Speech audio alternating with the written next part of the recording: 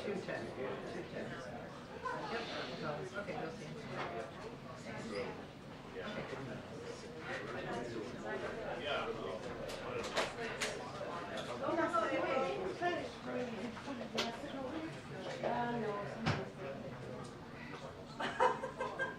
I think your cat was fully with it. Like.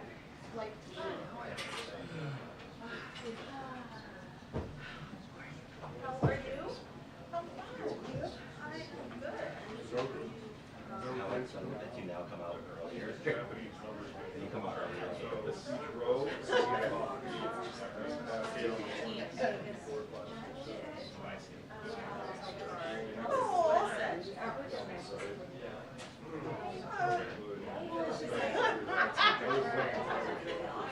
it was like super, super hot for like I appreciate you sharing all these it's been really cold for the last couple weeks, but now we're like kind of like that. So just How was your so I just need some like fresh air. Is this number one? Yes. Oh, so excited. My number one was August 24th. It's not a bad time to have a baby. You don't have to wear clothes.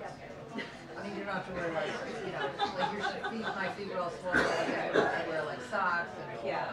Like all the DC ones you do. yeah, of course.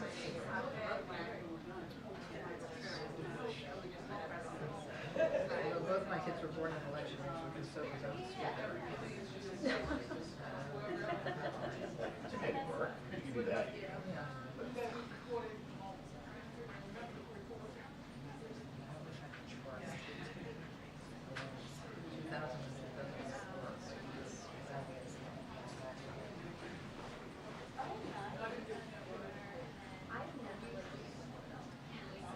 Memoir, by the way.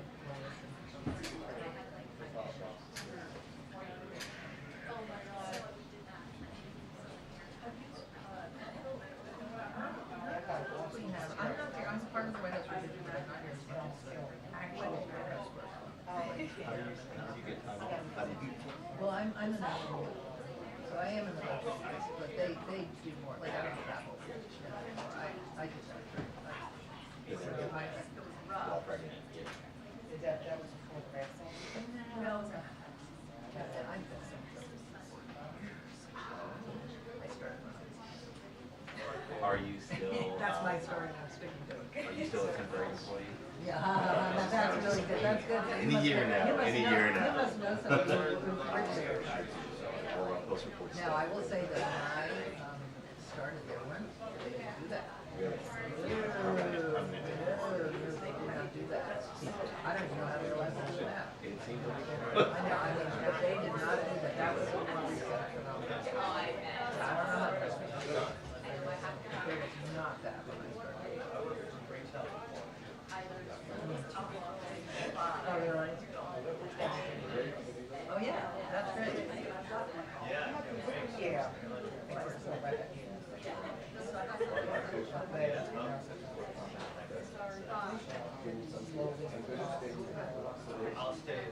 That was the one.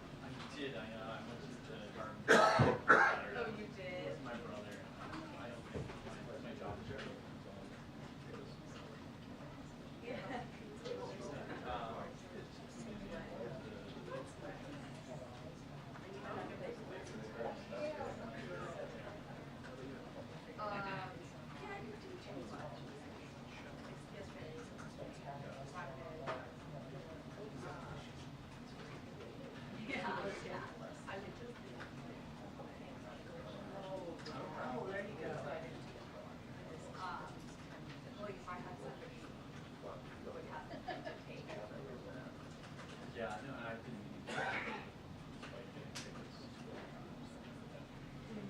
It's came the day out. Yeah. No. 14th is not bad. Anywhere good? Good, how are you? Nowhere new.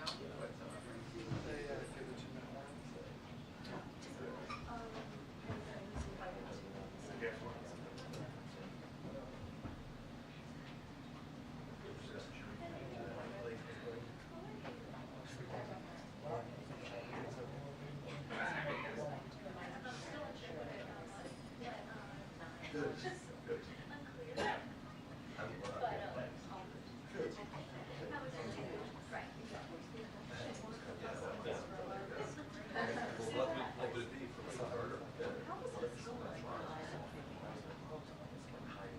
Well, they don't need you to be on trial. They just talk about the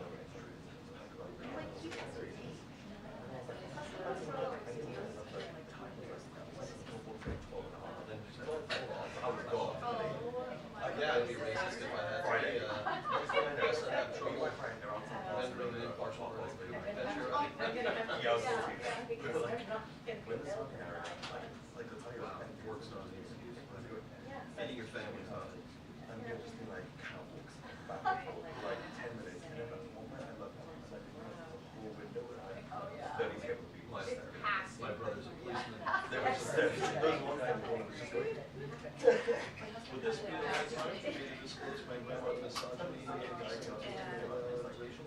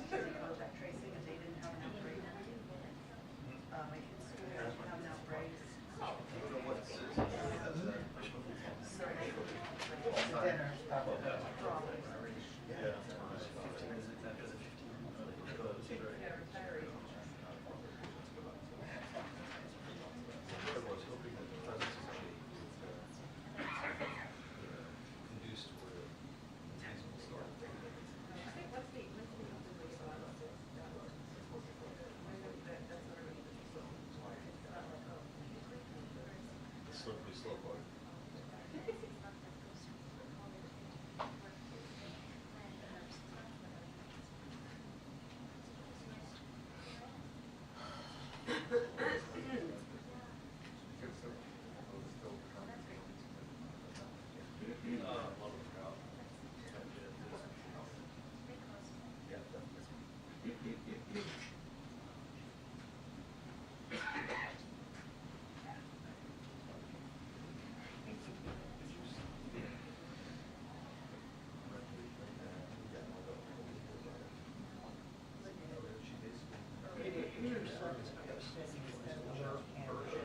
Which has a statement that we just got that I've been trying to get that I think is really interesting, and I will send it to you literally in 2 seconds.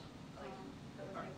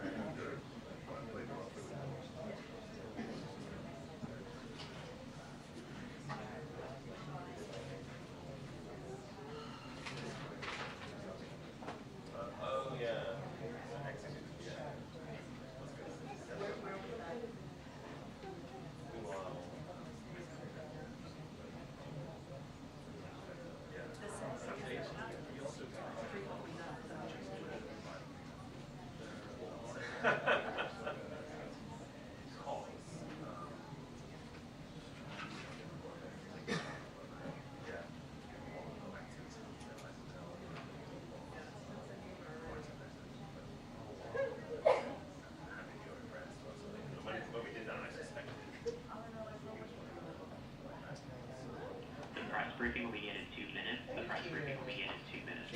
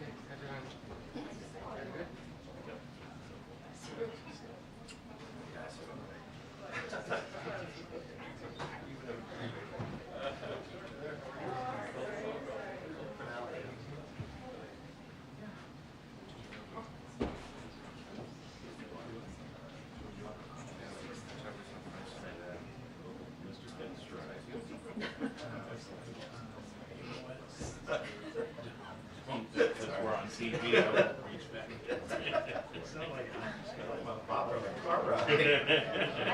But what they get. No, they are. I just like them. We have this. It's just. Over pictures? No, not specifically. Probably among the long list of grievances. Yeah, I might not. No, but I work on the street.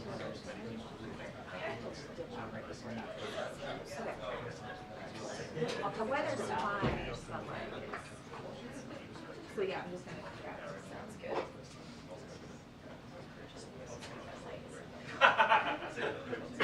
Should be fun though.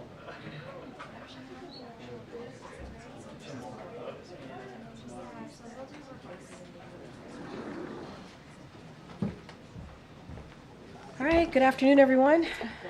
Happy Monday, happy belated Mother's Day to many of you here. I have two things at the top, and then I'll turn it over to our National Security Advisor. So this afternoon, the President and Vice President will host a reception celebrating Asian American, Native Hawaiian, and Pacific Islander Heritage Month here at the White House. The Biden-Harris administration has leveraged the full force of the federal government to ensure the promise of America for all AA and NHPI communities, including by using an executive order establishing the President's Advisory Commission and the White House Initiative on Asian American, Native Hawaiians, and Pacific Islanders. The Biden-Harris administration has delivered the most equitable economic recovery on record, with nearly 15 million jobs created, including historic AA and NHPI small business growth. We are also working to ensure equal access to quality education, expand affordable health care for children and families, combat hate, improve disaster recovery, preserve indigenous heritage and lands, and protect civil rights by advancing language access and data equity. And you'll hear from the President directly on this work later today. And finally, today, the Biden-Harris administration is kicking off this year's Infrastructure Week. I know you all are very excited about that. We are celebrating the historic progress of President Biden's Investing in America agenda, which continues to create good-paying jobs, boost domestic manufacturing, strengthen supply chains, and grow the economy from the middle out and bottom up. While Infrastructure Week became an empty punchline during the prior administration, President Biden is delivering an infrastructure decade that will benefit communities for generations to come. To date, our administration has announced over 56,000 infrastructure projects across the country and delivered over $450 billion from the infrastructure law. Today, we release an updated map showcasing thousands of projects that are underway, as well as new state-by-state fact sheets that spotlight investments and projects across the President's entire Investing America agenda. This Infrastructure Week, we are also calling out Congress, Republicans in Congress to be more specific, who voted against President's infrastructure law, but are now showing up at groundbreaking events and ribbon cuttings. We're also calling on congressional Republicans to extend funding for Affordability Connectivity Program, which has lowered internet bills to enable more than 23 million households to access affordable high-speed internet. Without congressional actions, millions of Americans will see their internet bills increase or lose internet access at the end of the month. With that, as you can see, our National Security Advisor, Jake Sullivan, is here to give a Middle East update. Jake? Thank you, Corinne, and good afternoon, everyone. Before I take your questions, I want to step back and make some comments on the latest developments in the Middle East. There's been a lot more heat than light in the recent coverage and commentary about the war between Israel and Hamas. So I want to take a moment today to get back to basics and lay out the administration's view. Here is how we see it. 1, this is a war between the State of Israel and the terrorist group Hamas, whose mission is to annihilate Israel and kill as many Jews as they can. The war began on October 7th, when Hamas massacred 1,200 people and took more than 200 hostages. There was a ceasefire in place on October 6th. Sinwar broke it. The President has made clear the United States wants to see Hamas defeated and justice delivered to Sinwar.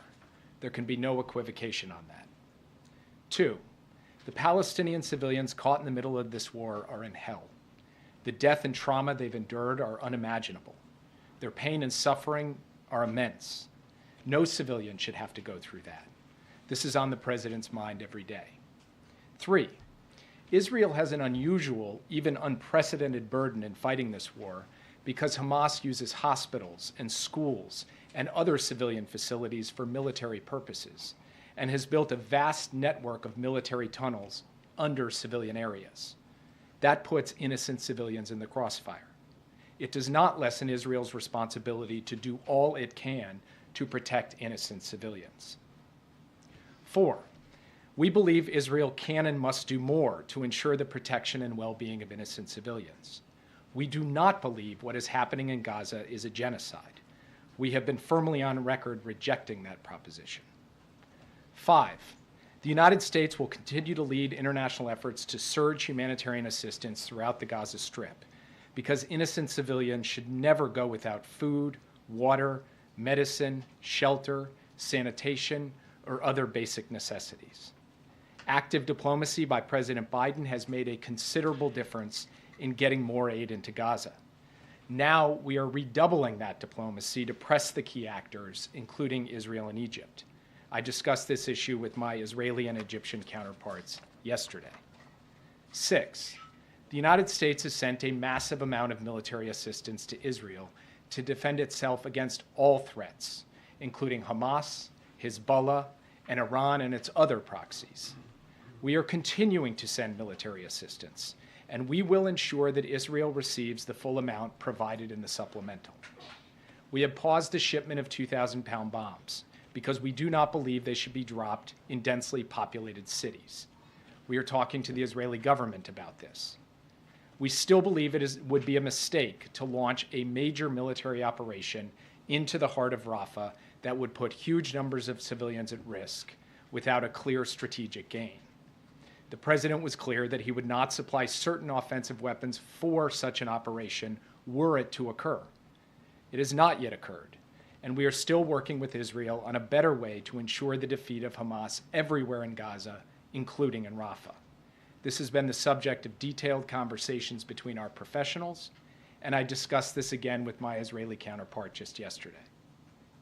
7, military pressure is necessary but not sufficient to fully defeat Hamas. If Israel's military efforts are not accompanied by a political plan for the future of Gaza and the Palestinian people, the terrorists will keep coming back and Israel will remain under threat. We are seeing this happen in Gaza City. So we are talking to Israel about how to connect their military operations to a clear strategic endgame, about a holistic, integrated strategy to ensure the lasting defeat of Hamas and a better alternative future for Gaza and for the Palestinian people. 8, Israel's long-term security depends on being integrated into the region and enjoying normal relations with the Arab states, including Saudi Arabia. The advantages of strong partnerships were on display recently when a coalition of countries helped Israel defend itself against Iranian missiles and drones. We need to consider the tactical battlefield situation in Gaza in light of the bigger strategic picture. We should not miss a historic opportunity to achieve the vision of a secure Israel, flanked by strong regional partners, presenting a powerful front to deter aggression and uphold regional stability. We are pursuing this vision every day. 9, we are urgently and relentlessly working for a ceasefire and a hostage deal, starting with the first phase and building to an enduring calm. As the president said this weekend, there could be a ceasefire tomorrow if Hamas simply released women, wounded, and elderly hostages, all innocents. Israel put a forward-leaning proposal on the table for a ceasefire and hostage deal. The world should be calling on Hamas to come back to the table and accept a deal. The hostages include Americans and citizens from around the world. The president is determined to bring them safely back to their loved ones, and I met with the families of these American hostages again just this past Friday. They know how hard the president is working on this. 10, Iran and its proxies have tried to take advantage of the war in Gaza to launch attacks on Israel. Hezbollah is attacking every day. The threat posed by Iran and its proxies to Israel, to regional stability, and to American interests is clear. We are working with Israel and other partners to protect against these threats and to prevent escalation into an all-out regional war through a calibrated combination of diplomacy, deterrence, force posture adjustments, and use of force when necessary to protect our people and to defend our interests and our allies. We will not let Iran and its proxies succeed. These are President Biden's positions. They reflect his commitment to getting an outcome in Gaza and across the broader Middle East that protects Israel's future security and paves the way for a future of dignity and security for the Palestinian people as well, rather than Israel getting mired in a counterinsurgency campaign that never ends and ultimately saps Israel's strength and vitality. And this is all consistent with President Biden's longstanding view that ultimately a two-state solution is the only way to ensure a strong, secure, Jewish, democratic state of Israel, as well as a future of dignity, security, and prosperity for the Palestinian people. One last thing. No president has stood stronger with Israel than Joe Biden. He was the first president ever to visit Israel during wartime. He is protecting Israel at the United Nations. He mobilized a coalition to directly defend Israel against an unprecedented Iranian attack. He led the bipartisan effort to pass a supplemental that ensures Israel's defense and military edge for years to come. His commitment to Israel is ironclad. Ironclad doesn't mean you never disagree. It means you work through your disagreements, as only true friends can do. That's exactly what we've done for the past 7 months, and that's what we'll keep doing. And with that, I'll be happy to take your questions. Yeah. Thank you, Jake. Just a week ago, the administration sounded optimistic on the prospect of a ceasefire and hostage deal. Now those talks appear to have stalled. Can you provide an update? Well, I have been quoting George Mitchell of late, who negotiated peace between the warring parties in Northern Ireland.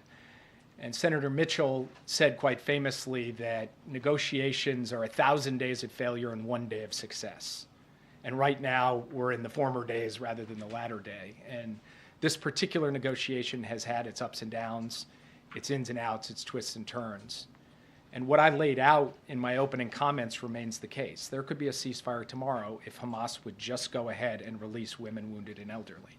We do believe Israel has put a good proposal on the table. Hamas has put a counter-proposal on the table. The world is calling for a ceasefire. Those who are doing so should go to Hamas and say, come to the table and work until we get a deal. I can't predict when and if that will happen. I can tell you that we remain committed to pressing the diplomacy to achieve that outcome on behalf of the American hostages and all the hostages, and on behalf of getting to an enduring calm in Gaza. What exactly the next step is, we will have to see. This is a dynamic situation that involves the diplomatic element as well as the military element, including the recent operations that Israel has taken in Rafah. So we will now have to see how things unfold in the coming days. You said that it was down to language. What is it down to now?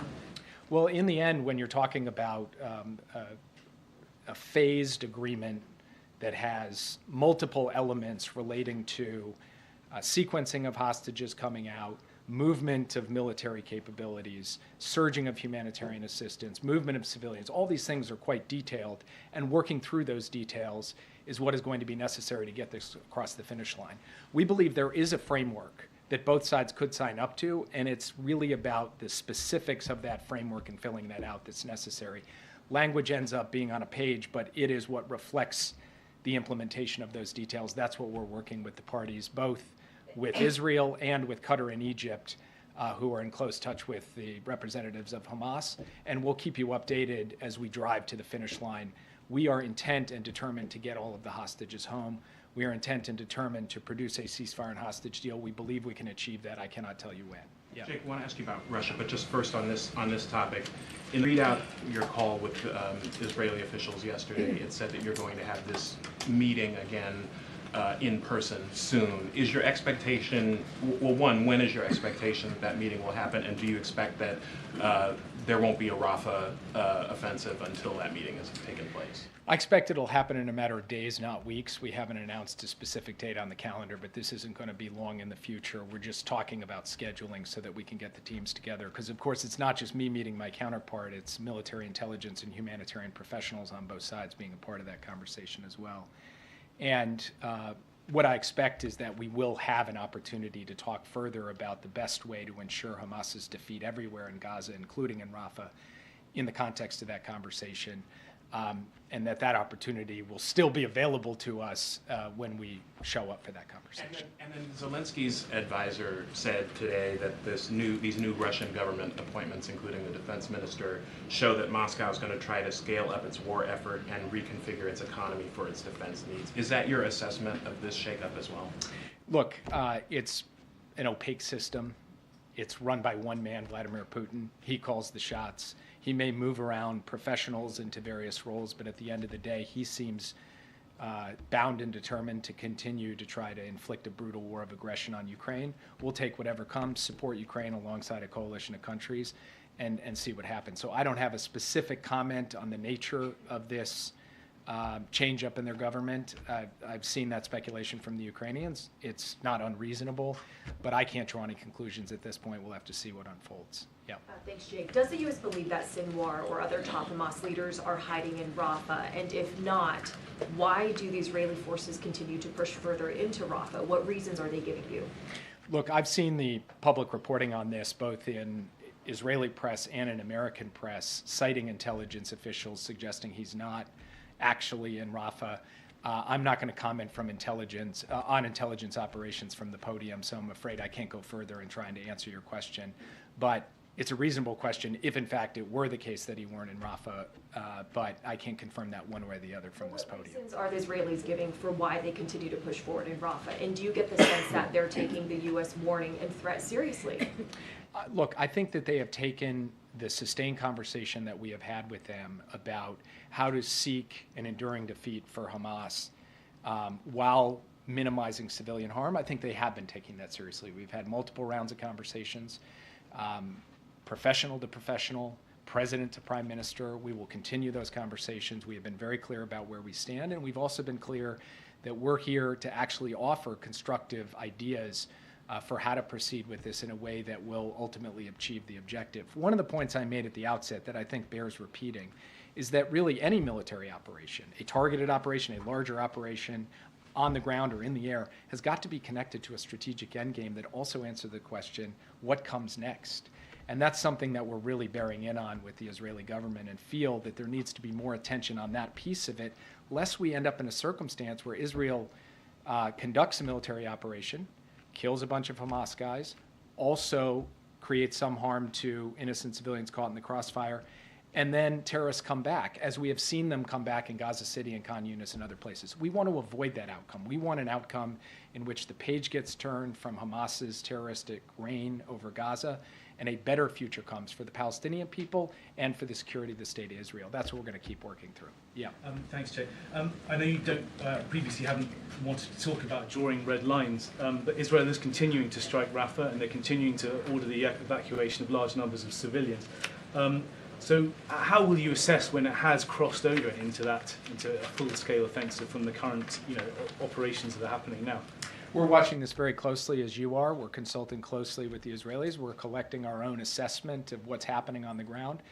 The Israeli Defense Forces have indicated to us that the operations they are currently pursuing are targeted.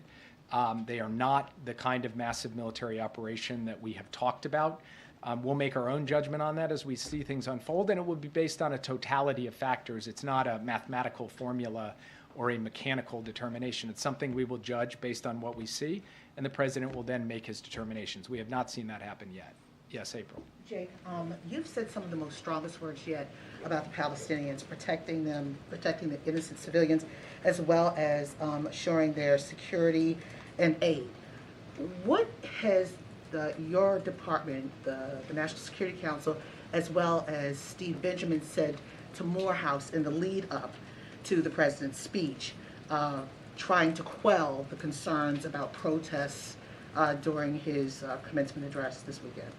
I have not spoken with the folks at Morehouse, and I'd have to defer to Steve to relay to you what he said to them in their conversations. We're, of course, focused on the policy as it relates to the ongoing war and the situation in the Middle East. I have not been engaged in or involved in the preparations for the president's commencement address. It's important to get out right now, as there are people who are walking out on college commencement addresses, as people are turning their backs, wearing scarves that represent Palestinians. Is this message important to get out for these upcoming commencement addresses that the president is delivering? The president called Prime Minister Netanyahu at the beginning of April, more than a month ago, to register his very strong concern about the need to get more humanitarian assistance in, and he put out a strong public statement at that time. So the premise of your question that I'm now coming to speak about the issue of surging humanitarian assistance or protecting civilians is not a premise I'm afraid I can accept. The President's been very strong on this. Secretary Blinken has been strong on it, and not just in what they say, but in the work that we are doing with Israel, with Egypt, with the United Nations, and frankly, through our own activities, including airdrops and the work to get this pier in place to begin to surge humanitarian assistance in by sea. And when it comes to the issue of civilian harm and the question of trying to do everything possible to reduce the amount of civilian harm on the Strip, this is something the President has spoken to quite actively over a sustained period of time as well, and is directly engaged with the Israelis on too. People who are protesting the President's appearance at Morehouse because of the Palestinian issue. What do you say to those people directly? I would say, please read the remarks that I just gave to this room today, because I think it tries to lay out. It's not a flip. I'm not being flip. I'm telling you, April, straight up. What I've just laid down here today encapsulates the President's position on something that is both simple and complex. It is simple because Hamas is an evil terrorist organization that needs to be defeated, period. It is complex because doing that in the context of what is happening in the Gaza Strip is a complex military operation, and frankly, the regional situation makes it even more complex. And people of good faith have very strong views on this issue. And we will engage with people across the, across the board of folks who have come to this with their own perspective, their own worldview, and all we can do is tell them, how do we see it? Where do we stand? And what I've tried to lay out for you, step by step, is where we stand on a set of issues that raise questions of policy, of course, but are also deeply human. They're deeply human for the hostage families. They're deeply human for those who lost their lives in a massacre on October 7th and whose loved one lost their lives. It's deeply human for innocent people who are caught in the crossfire and are struggling to get access to basic necessities. And we're going to keep speaking to that as we go forward and continue to follow what we believe is in the best interests and reflective of the values of this country. Yeah. Thanks, Jake. There was a New York Times analysis today that showed Russian missiles breaking through Ukrainian air defenses in far greater numbers over the past couple of months, with interceptions down. At the same time, there's this apparently, Russian forces gathering and surging on this new front in the north. Is any of this the result of delays in getting arms to the Ukrainians, or what accounts for this term?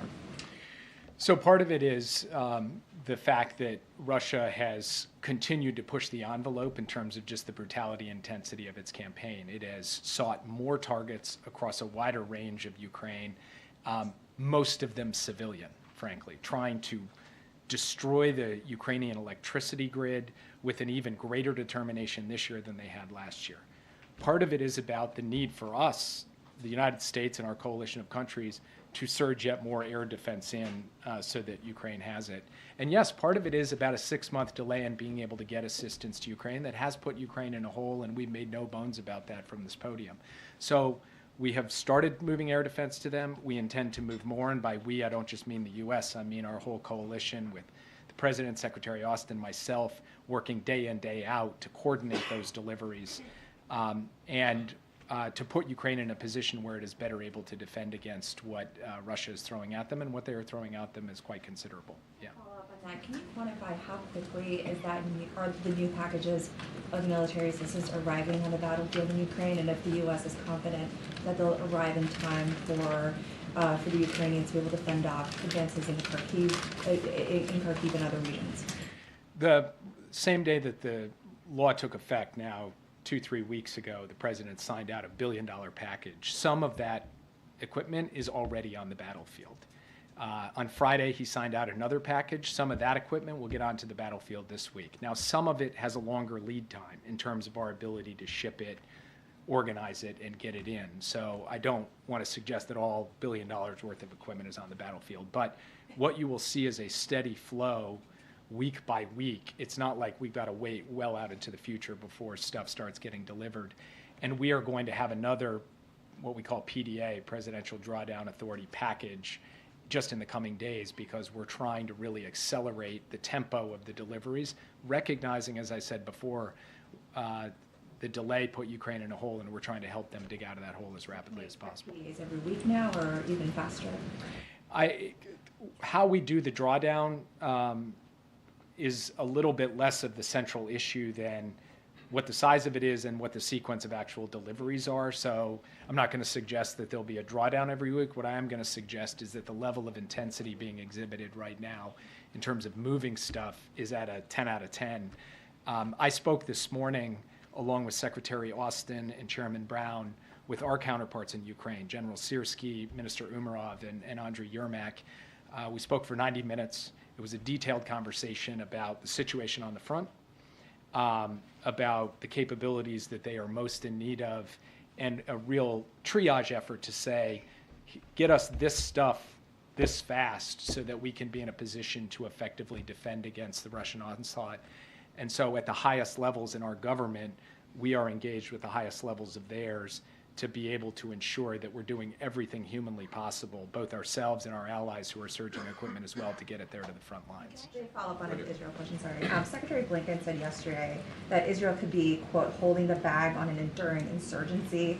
I'm curious whether would Israel be holding that bag alone? In other words, is there any concern, or are you concerned that Israel's ongoing prosecution of the war using U.S. weapons is going to help Hamas cultivate kind of a new generation of people who will be, targeting U.S. interests and attacking Americans?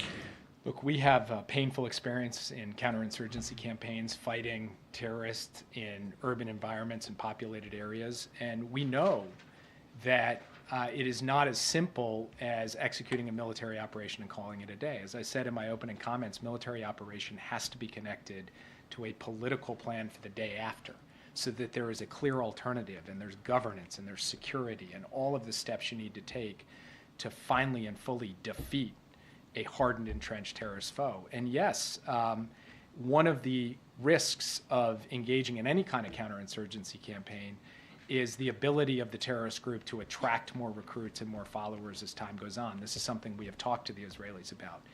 So one of the key points that we have been reinforcing is to step back just from a tactical military analysis of the situation, ask strategically, how do we get to the common goal, the enduring defeat of Hamas? And that is going to require military pressure, yes, but more than just military pressure, a political plan to get there. Hi, thank you. One of the big questions about Rafah is that why does the United States, the strongest ally of Israel, the biggest weapon supplier, seem to have so little clout with the Netanyahu government? And you said, for instance, that they need a strategic endgame. They don't have one yet. Bibi Netanyahu has said they're going to go ahead in Rafah no matter what. What is the evidence that the United States still has clout with the Netanyahu government, or is it just too early to tell? Well, I think you can go back to the beginning and look at the pattern of engagement of the United States and the impact that it's had on, for example, the flow of humanitarian assistance. And we believe also that in engaging Israel on the question of civilian protection and civilian harm, they have made adjustments over the course of time. And then with the question of a strategic endgame, I don't think that's really a question about American influence. That's a question about Israel's strategy and what Israel chooses to do. The Prime Minister doesn't have to answer to us on that. He's got to answer to the Israeli people on that, because he's ultimately having to deliver for them the long-term security and a clear answer to the question, how does Hamas get defeated on an enduring basis and what comes after? So I think sometimes this whole issue gets put a little bit too much into the frame of the U.S. and Israel and not enough into the frame of these are sovereign Israeli decisions that they're making in a democracy. Their leadership is choosing how to prosecute this war. They're going to make those decisions. We're a sovereign country too. We're going to make our decisions. And as a very good friend of Israel, we are going to stand with them as they work to defeat their determined enemy. But we're also going to offer our advice and make clear where we stand on these issues as well. That's the most we can do. That's the most you could ask of anyone. That's what we will do every day. We do believe it has borne results. We hope it will bear more results in the period ahead. Yeah. Another question on Secretary Blinken's comments yesterday. He said that even if Israel goes further into Rafah, that there will still be thousands of Hamas soldiers left. So why is then Israel saying that they have to go into Rafah to defeat Hamas? Look, I'll leave that to the Israeli government. A point that we have made to them is that Israel has gone through Gaza City. Israel has gone through Khan Yunis. And in both places, you've seen terrorists emerge from the rubble because, from our perspective, there's not a sufficient integration of a military plan with the political plan. We have concerns about that. We've raised those concerns, not with rancor, but because we want to see a successful outcome to this war. We want to see Hamas defeated. We want to see its leaders, justice delivered to its leaders, starting with Sinwar. So we'll continue to talk to them about this, but really that question, which is a good question, is a question best posed to the Israelis who are formulating the military plans that they are unfolding. On China tariffs, what is the president's goal with his review of those tariffs, and do you expect any retaliation from China if tariffs are in fact raised? So I will not get ahead of the president on this. I've seen obviously all of the reporting on it. It's no secret that the president, this entire administration, has been concerned about unfair practices by the PRC that harm American workers and businesses, the issue of overcapacity, the ways in which China has put in place a series of non-market distorting practices in strategic sectors. And he has said consistently, I'm going to stand up and push back against that. And so that's the frame that he approaches this with. And then I'm going to leave the specifics to be announced in due course, I would say in short order. Yeah. Jake, you cited the humanitarian aid as a way to influence Israel and a clout of the U.S. But this, even the aid coming to Gaza, has been curtailed now. It's been blocked. So barely any aid coming in. And also the repeated attack by settlers and extremists in the West Bank of allowing the aid in. So how can you make sure that actually the U.S. has that clout that you're mentioning? And second, if you allow me, many Arab states said that, including your allies, said they're not going to take part in the day after plan in Gaza in any shape or form, whether it's a force or it's administration. Netanyahu said too that he doesn't want the PA to take part or a two-state solution. So what's your vision when it comes to the day after? How can you push the Israelis to materialize this into some kind of plan of action? So on the first question, in the past few days since Israel took the Rafah crossing, we have seen difficulty getting aid through either Rafah or Kerem Shalom, and this is a matter of great concern to us. This is something we're working not just with the Israeli government, but the Egyptian government and the United Nations, because it will take all three of them working together to make this happen. In the meantime, Israel has opened yet another crossing in the north beyond Erez, a crossing called Zakim, and has moved flour through that crossing. We have managed to get some fuel in down through the south despite all of the other difficulties. This is an urgent and critical situation. We have got to get those crossings open to get more aid in. That has been an issue of the past 3 days since these military operations, and it's something we are working through with all the relevant parties. It is a total outrage that there are people who are attacking and looting these convoys coming from Jordan going to Gaza to deliver humanitarian assistance. We are looking at the tools that we have to respond to this, and we are also raising our concerns at the highest level of the Israeli government, and it's something that we make no bones about. This is completely and utterly unacceptable behavior. On the day after, we are in fact having constructive conversations with Arab states about it. But what they do want to see is a political horizon.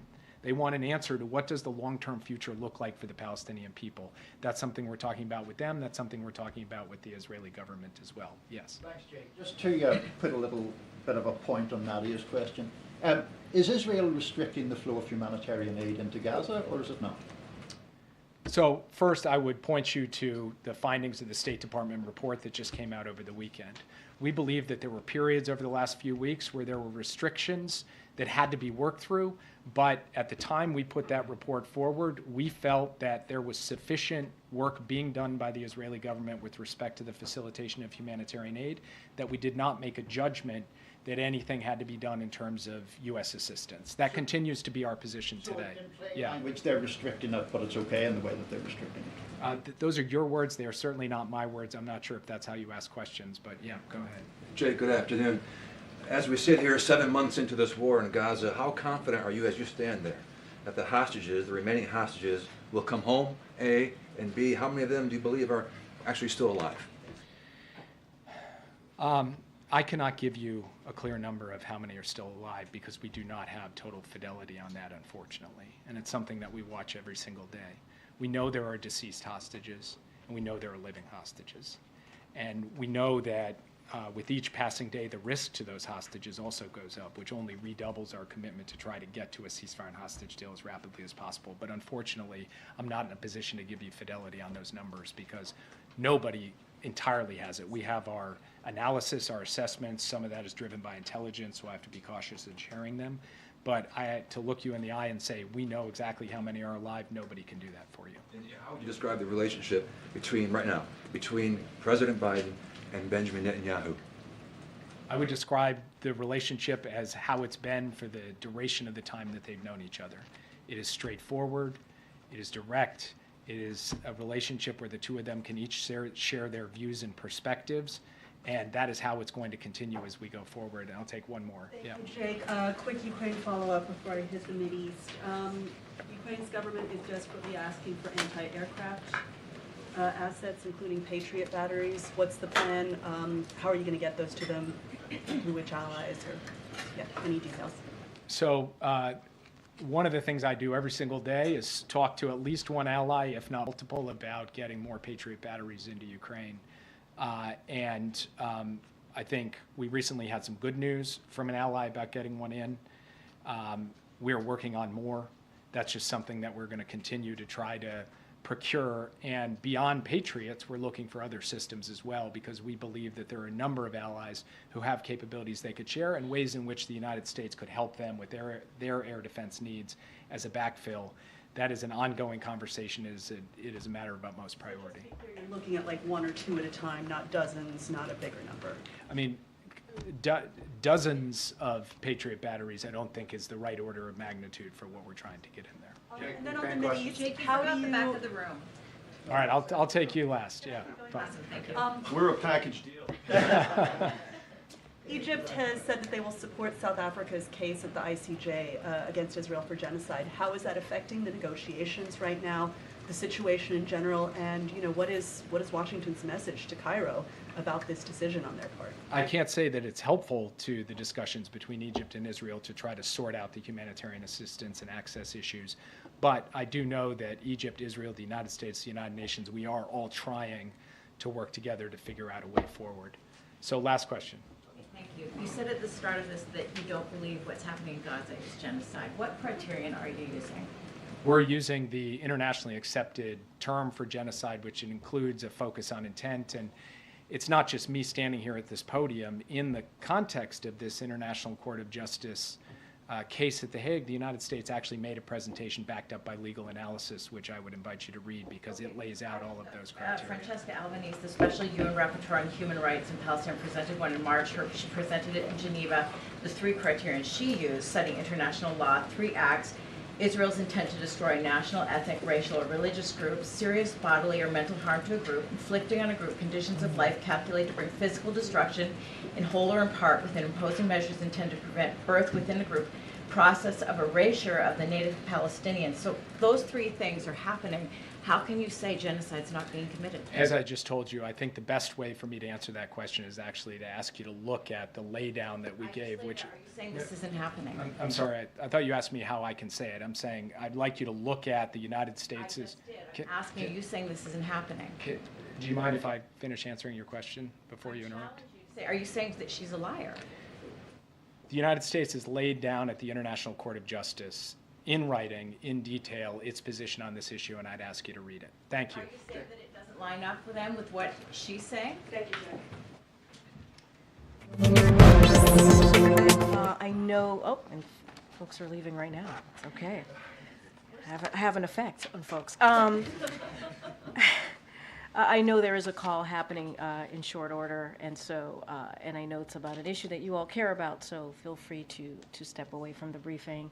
And I won't be up here too much longer. As you know, we'll have a briefing tomorrow, and the next day, and the next day, and the next day. Got some.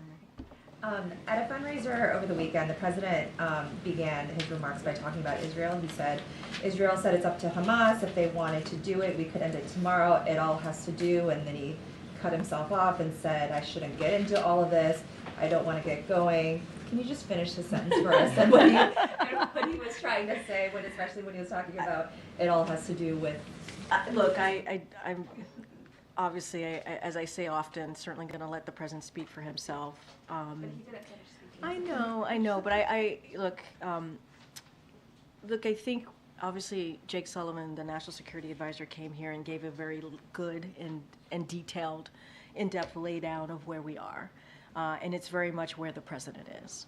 And talked about humanitarian aid, obviously the importance of getting that into Gaza, and how we want to make sure that we deal with what we're seeing there with the dire situation in Gaza. Obviously, he talks about our continued support. He talked about our continued support for Israel's security. That is ironclad. That is what we want to make sure that, they are able to defend themselves. And so I think all of that remains to be true. Hostage deal, we want to get to a ceasefire, and also create a situation where we can get more of that humanitarian aid, bring hostages home. So all of that continues to be true. I think the words that you heard from the President's National Security Advisor, I think is very clear on where the President is. I can't speak beyond that. And I think the President started out saying what was on his mind, but more broadly, where we are with the situation in Gaza and Israel has been very clear, and we want to continue to lay that out. That is one of the reasons that Jay came out here. The House is likely to vote on the Israel Security Assistance Support Act later this week, which would ban the administration from withholding military aid to Israel that has been congressionally approved. Is that something that, it's obviously a response to the president's comments over the last week, so is that something that the White House would oppose? Are you talking to Democrats who might be inclined to go with Republicans on this? So look, I'll start off, I just repeated basically what I wanted to say to this question, which is this president has been very clear. His commitment to Israel's security is ironclad. That has not changed. We share Israel's goal of defeating Hamas, and will continue to stand with Israel to make that happen. We've been very clear. As it relates to the announcement that the president made in the interview last week on CNN, we have paused only one shipment.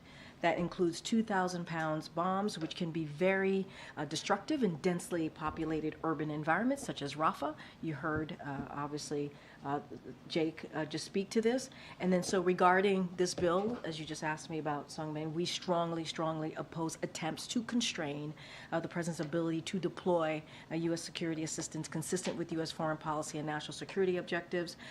It is our objective as well that we plan to spend every last cent appropriated consistent with legal obligations, including in the recent supplemental, that national security supplemental that was just passed and the president obviously signed. We are committed to that to that supplemental, so that has not changed. Go ahead, April. This week, President Biden is going to commemorate the anniversary of Brown v. Board. Does this president or this administration believe that Brown v. Board may have been weakened by the Supreme Court's decision on affirmative action in college admissions? So as you just stated in your question to me, the president is going to commemorate Brown v. Board, and he's also going to meet with the families. That's going to happen on Thursday. On Friday, he's going to go over to the National Museum of African American History and Culture. He'll be there on Friday to give a really important speech. I don't want to get ahead of the president, but to your question about the Supreme Court's ruling in Students for Fair Admissions versus Harvard last year, the president reiterated that his administration will fight to preserve the hard-earned progress we have made to advance racial equity, civil rights, and expand educational opportunity for all Americans. Specifically, the president called on colleges and universities when selecting among qualified applicants to give serious consideration to adversities students have overcome, including the financial means of a student or their family where a student grew up and went to high school, and personal experience of hardship and discrimination, including racial discrimination that a student may have faced. As the president said last June, when this verdict came down, he strongly disagrees with the court decision and believes that one of the greatest strengths of America is indeed our diversity. The president, again, is going to speak about this on Friday, so I don't want to get ahead of him, but we have made very clear how we feel about this decision that happened almost a year ago. But does he believe that it undermines Brown v. Board, this historic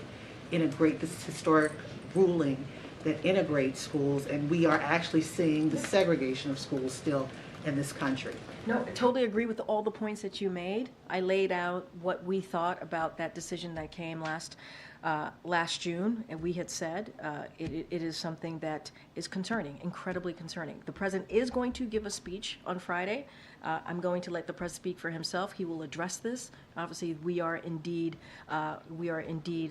commemorating the landmark Broad v. Board of Education, and so that's something we're going to meet with the families on Thursday. So you see a pattern here that the president's going to meet with the families on Thursday. He's going to give remarks on Friday, and he will speak to this himself. But wanted to lay down what we have said already about the ruling, the admissions ruling versus Harvard that happened last year. We've been very clear about that.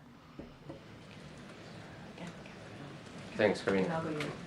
Argentine Foreign Minister Diana Mondino is going to be in town this week. She's going to meet Antony Blinken, the State Department. Can you confirm she has a meeting with Jake Sullivan here at the White House?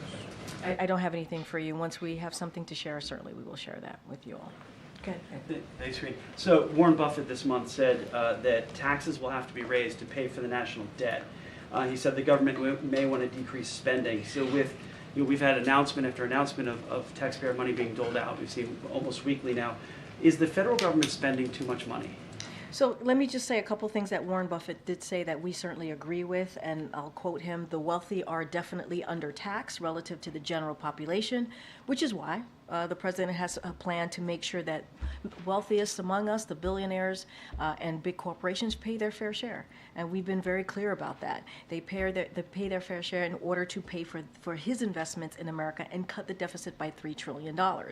And Buffett also said it doesn't bother him to pay taxes. And so it has been very clear, the president has said, that he will not raise taxes on anyone making less than $400,000. That is what the president has said. Warren Buffett pretty much agrees with us. We agree, obviously, with him. And this is very different than what Republicans want to do. They put out their plan. They put out what they want to do. They want to cut Social Security, Medicare, Medicaid, give tax breaks to billionaires and corporations. We do not agree with this. And what we want to do is continue to make sure that we're lowering costs for Americans, for families, whether it is Big Pharma, fighting Big Pharma, lowering health care costs, making sure that we go after corporation as you hear us talk about junk fees. Those are the ways that we want to move forward. That's what our focus is. So we increase taxes to pay the debt? But let's be really, really clear, right? On billionaires and big corporations, who Warren Buffett himself said, as you started asking me about Warren Buffett, he says that they are undertaxed. And that is something that the president agrees on. And he believes if we are able to do that, to tax corporation and billionaires, that would pay for his investments in America and cut the deficit by $3 trillion. That is something the president has been very clear about since day one. One more, if I could, on China and the tariffs that are coming. So in July of 2019, then candidate Biden said that tariffs on China are abusive policy. Has the president changed his mind and now believes tariffs work? So look, I'm going to be really mindful. I'm going to let in due order. You'll hear directly from the president, directly from us. So don't want to get ahead of that. Jake said it really well when he was here. We have always had concerns on China's unfair trade policies. We've been very clear about that. And the last administration, when they did a trade deal with China, what it did is it failed to increase American exports or boost manufacturing. That is not something the president wants to see. He has been doing the opposite, making sure that American manufacturing is created here, right here in America. And so that is something that he has been very focused. He says he wants to protect American workers, protect businesses, American business. That's what the president wants to do. He spoke about this when he was in Pittsburgh not too long ago, talking about making sure that we see fair business practices as it relates to American workers and American businesses. So don't want to get ahead of that, but we've been very, very clear on how we move forward on these types of practices as trade practices and what we want to see, and that is the framework, as Jake Sullivan said here moments ago, that we move forward in. So he now believes tariffs work. I'm just going to be really mindful, not get ahead of what we're about to announce soon, and what we have been really, really clear about is protecting workers, protecting businesses, and we have called out China's unfair trade policies, and so we're going to continue to do that. Catch Phil in the back. Thank you. There's new reporting in the Wall Street Journal that found that the FDIC director, Martin Grunberg, disrespected, disparaged, and treated unfairly officials there, and that he was known to be someone who could not control his temper. Obviously, President Biden said early on in his administration that he would fire on the spot anyone who bullied or unfairly belittled a coworker. So has the president seen those reports, and if those reports prove to be accurate, will he take action? So I don't have any personal announcements to make at this time. The FDIC administrator, chairman to be exact, apologized and spoke to this, and so certainly I would send you there. The FDIC is an independent agency, so would refer you to them as to anything else coming out from the FDIC on this particular matter, but I just don't have any policy personnel announcement to make at this time. Thanks, Karine. I know you don't want to get ahead of the announcement, but can you just more broadly talk about the role that tariffs play here in trying to balance protecting American workers versus consumers? Because tariffs are often a tax to consumers. So how can you ensure Americans that with more tariffs, it doesn't come with higher costs? So I'm going to let the announcement speak for itself, but what I can say about what China has played here, they've played by a different set of rules, and this is what we know to be clear, and it has been unfair and anti-competitive economic practices. For example, forcing technology transfers and stealing intellectual property, distorting market forces with unrivaled subsidies, barriers, and regulations, flooding markets with artificially cheap products to wipe out the competition. And that's what we have seen from China with their unfair trade policies. We have done the opposite here. And what we have tried to do is invest in our Invest in America agenda is $860 billion invested by the private sector in manufacturing and clean energy. Nearly 800,000 manufacturing jobs created right here in the U.S. So you see the president's investment in America. This is what his agenda has been all about. And as I stated moments ago, when Trump administration, when they went forward with their trade deal, what it did is it showed that that deal with China, it failed to increase American export and boost manufacturing. We have tried to change that, reverse that, and so I want to be mindful. I'm not going to get into an upcoming potential announcement, and so I'm going to be really mindful there. But we are all about, and this president has been very clear, protecting American workers, protecting American businesses, and we're going to continue to do that under this administration. And can you just talk about the president's preparations for the upcoming commencement speech at Morehouse? And does he plan to address the concerns of some students and faculty who have conflicting views about the president being there? So a couple of things there. The president's going to continue to work on his speech with his senior advisors. That's what he's going to do all week. He sees this moment as a very pivotal moment, an important moment to a lot of these young graduates. Let's not forget some of these graduates missed out on their graduation from high school because of the pandemic, and this is going to be a celebration for them, an opportunity to have a commencement, to have a graduation that they sadly missed out on. So the president has done these type of commencements. He did 2 of them last year. He's done them throughout his as a vice president, as a senator. He knows how important it is, not just to the graduates, but the families, the people who love them, and so you'll see themes, obviously, in his commencement speech. He will give an uplifting remarks on what's to come and what they can look forward to, but also acknowledging, what's ahead, the difficulties that are ahead. And look, as you started your question to me about how people are feeling, we've been very clear about that too. We understand how deeply personal this moment is for many Americans across the country. We've been very clear about that. We understand that. That's why we've had conversations with members of the community that's affected by this.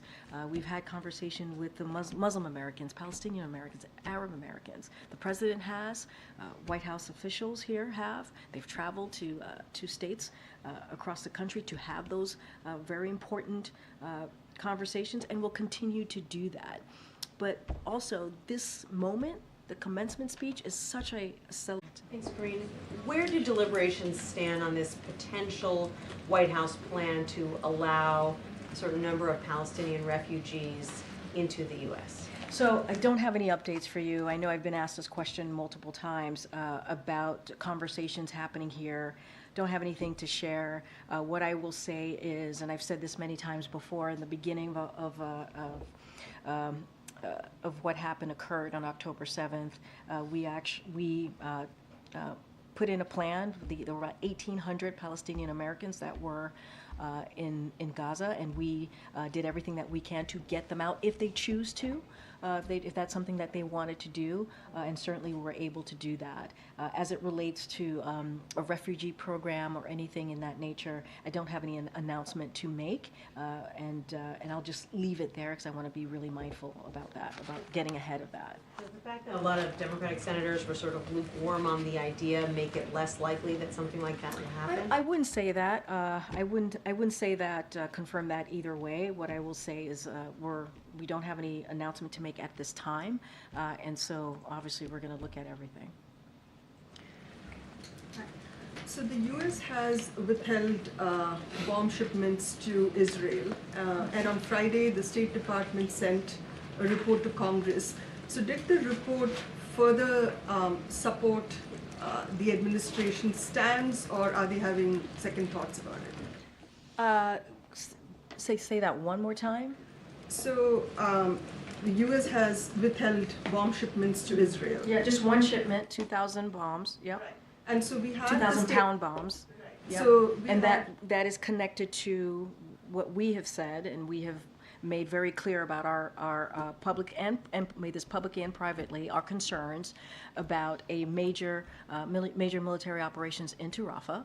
And so we have been very clear about that because of the more than 1.4 million Palestinians who are there, who are seeking refuge. And so we've been very clear about that. So we have paused one shipment, and that's what the president spoke to last week. That's what Jake spoke to just moments ago. Right, so the report, does it sort of further strengthen what the president is doing, or is it giving him pause? What do you think of the report that the State Department sent to the Congress? I mean, I think Jake spoke to that, and he talked about the findings of the report, how it wouldn't change our policies. That's number one. And this is an ongoing, transparent process. I don't have anything else to add beyond that. Look, when you think about the pause on these 2,000-pound bombs, the reason why we paused it is because we want to be mindful, right? We understand that there is in Rafah, there are dense areas that have Palestinians who are seeking refuge. And we want to make sure those civilian lives, those innocent civilian lives, are protected. That's why we've made very clear about our concerns about a major military operations there. That is the reason, that is the focus, understanding that fact, and that is a fact. And so we're going to continue to have those conversations. You heard Jake talk about in upcoming days having an in-person conversation with his counterparts, continuing these group meetings that they've been having with the NSC's been having with the IDF, the Israeli government, and so that's going to continue. We're going to continue to be really clear about our concerns, as we've been publicly, as also privately. And so those conversations continue, and that's why the president has been very clear. There are 1.4 million civilians, innocent civilians, that are in Rafah right now. And we want to be really careful and mindful. We want to see a plan that speaks to how is Israel going to make sure that those lives are protected. It is a pause of one shipment, and that shipment is related to what we believe it could be potentially, an issue here in Rafah, being very, very clear about that. Okay, good. Thanks, Karine. Some recent polls, and I know you've said the president doesn't govern looking at polls, but some have shown his popularity eroding amongst young people and also non-whites, and it's not only related to Israel. Is he aware of that? Is he going to try to refocus his messaging or tweak it to speak directly to those groups that have felt left behind? So look, and going to be mindful about this upcoming election, not going to comment about that, the 2024 election, or how these polls will affect the 2024 election. Going to be super mindful. But more broadly, we believe that young Americans support the president's agenda more broadly, right, in an overwhelming way. And the president has stood with young Americans on many of the issues that they care about, because you said beyond what's happening in the Middle East. And so when it comes to climate change, right, that's something that he's been very clear about and has been the most progressive president on that particular issue. And he's going to continue to do that. We understand as well that while the economy is turning around, and you've heard me talk at the top about the 15 million jobs created and what we've been able to do to turn around the economy, we understand that prices are too high, and young people in particular are feeling that.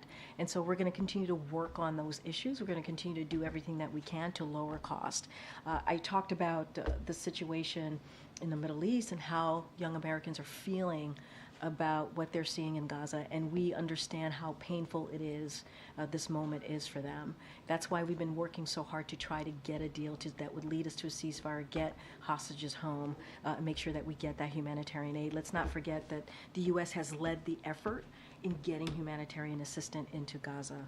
And so, going to be super mindful about the particular polling questions, but we do believe that we want to make sure that we have an economy that works for young people. We want to make sure that we listen to young people and hear them out. We want to make sure that we continue to work on some of the issues that the president has talked about, whether it's student debt relief. This is something that the president, it's not going to stop him from doing the work that he has been very clear about wanting to deliver for the American people, including young Americans. So. Messaging to minorities. Well, and what do you mean specifically about that? Hispanic voters. Yeah. Well, I'm not going to speak to Hispanic voters or voters more specifically, but if you look at what the president has been able to accomplish for different communities, we have seen an economy that he has created, right, that he's wanted to create, that is not a trickle-down economy, that is very much from the bottom up, middle out. And you've seen unemployment go down for the Hispanic community. You've seen wealth, when we talk about wealth gap, closing the wealth gap, and making sure that we're creating jobs for Latino, Hispanic communities more specifically. I think we've created more than 4 million jobs in this administration for that particular community. We've seen that as well for the Black community, the African American community. We've been very consistent. You heard me lay out what we've been able to do for Asian Americans with the president's economic policy. So we are very, very committed to making sure that communities that are normally seen to be left behind are not left behind as it relates to the president's economic policy. You see that when he fights Big Pharma. When he's fighting Big Pharma and lowering costs, that helps communities that you're asking me about. When we're talking about junk fees, that helps communities that you're asking me about. And so when we're talking about expanding ACA, we expanded that for Dreamers, for DACA recipients. That's because, and you heard this president say this last week, because he understands that DACA recipients, many of them are part of our military, right? They're part of what makes this country great. And so those are actions that the president's going to continue to take and continue to have those conversations and certainly message that. I have to go. Thanks, everybody. I'll see you tomorrow. I'll be back tomorrow, guys. Thanks, everyone.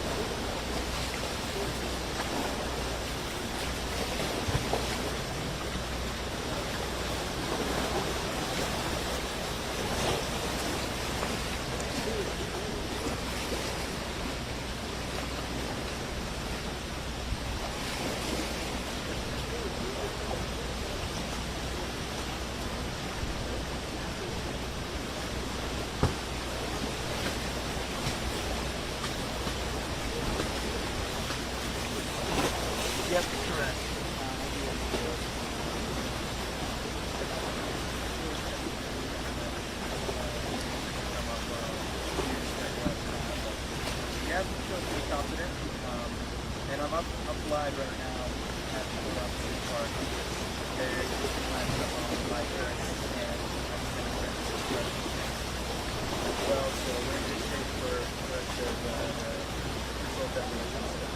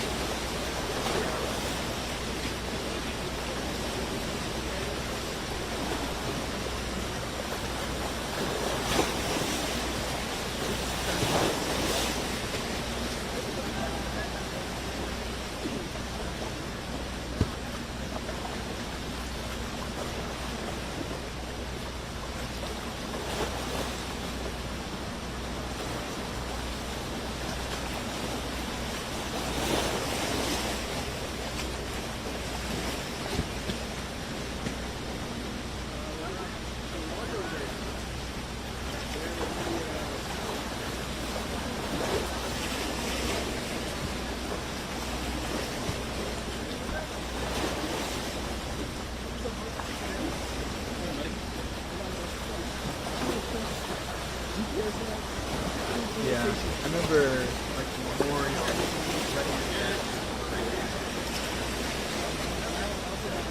feel like that. Okay, yeah.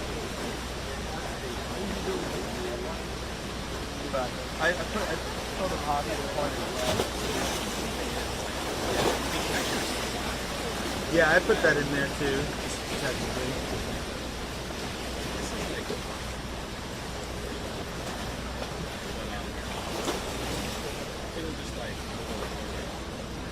The other day I was shooting and I was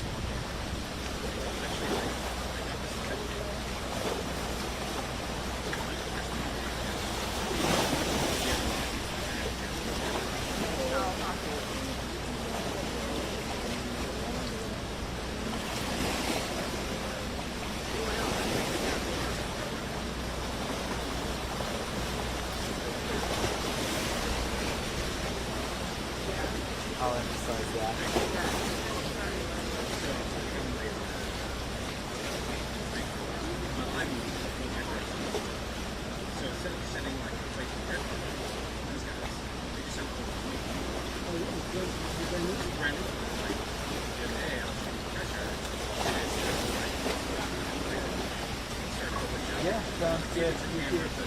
Back. So, like, this case is brand new. This package. And not just so this is like a new, I guess.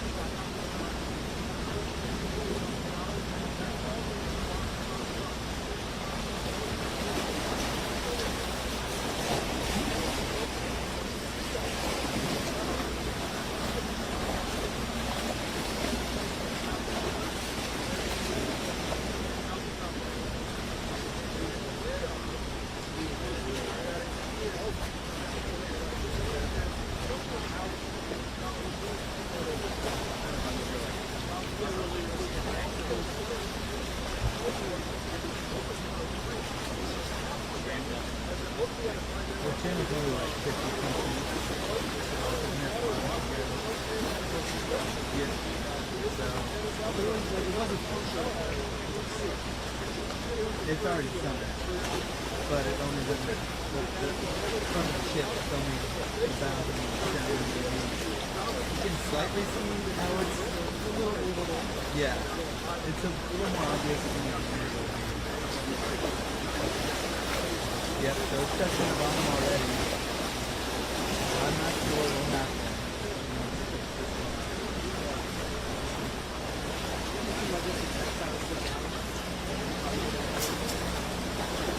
Yeah, I think it will.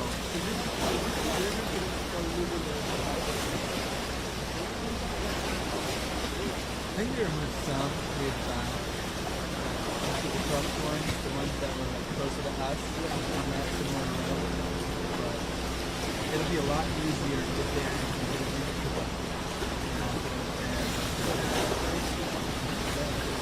bring the ship directly down.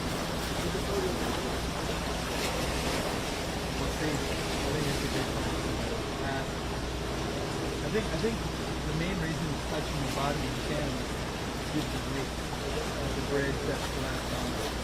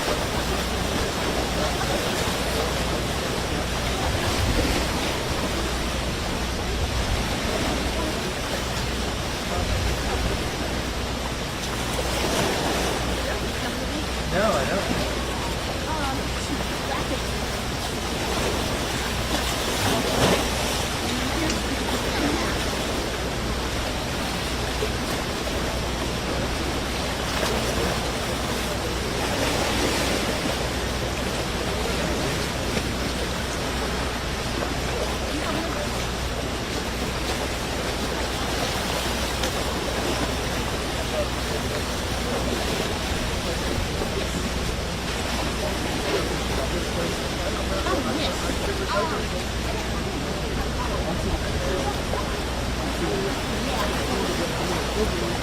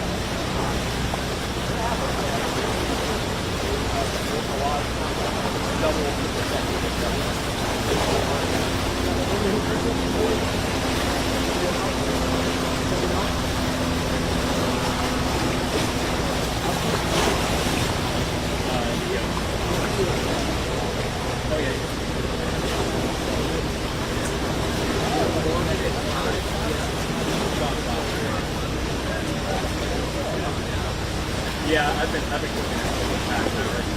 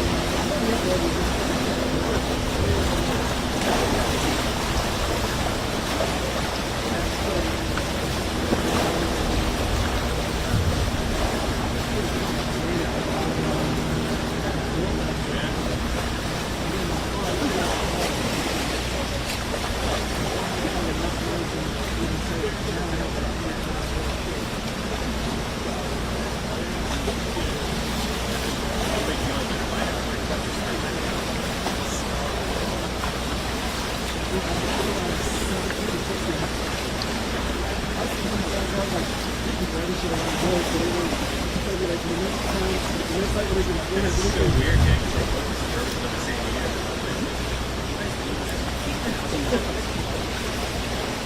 day I was like, looking at this like, I don't want to do that.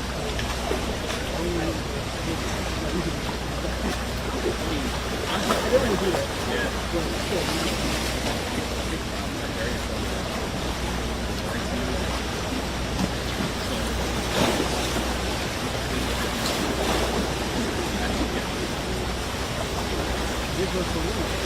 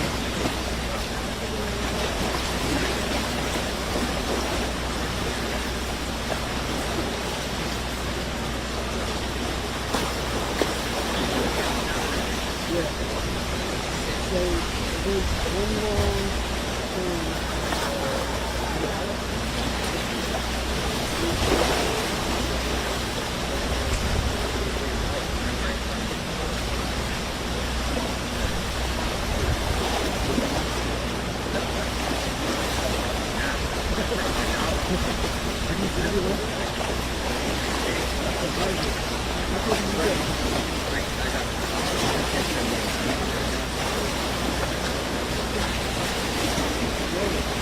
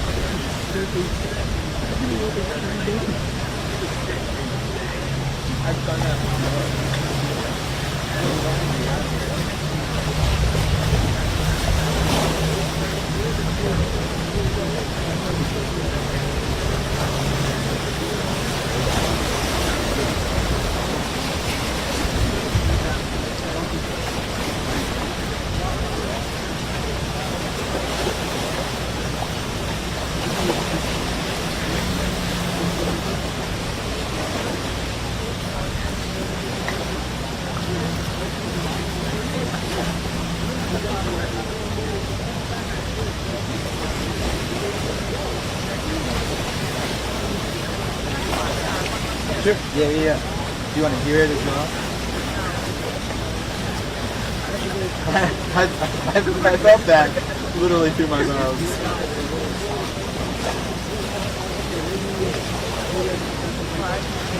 Yeah.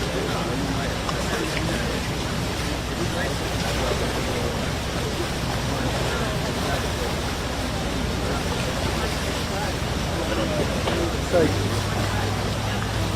a bunch of flies.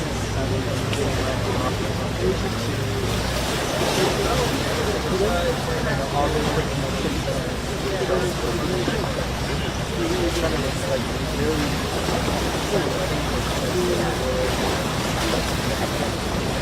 slid off the bow of the ship along the way. As far as close as I can zoom in, I don't see so the smoke dissipated pretty quickly. There was a pretty sizable smoke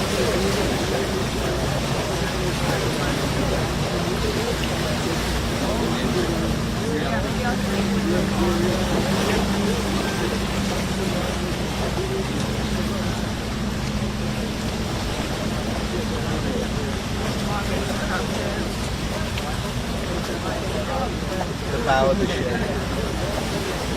I wouldn't say slide, because it didn't really, it looks like all the connection points just were broken, and then, I'd say like, toppling, so that reminds me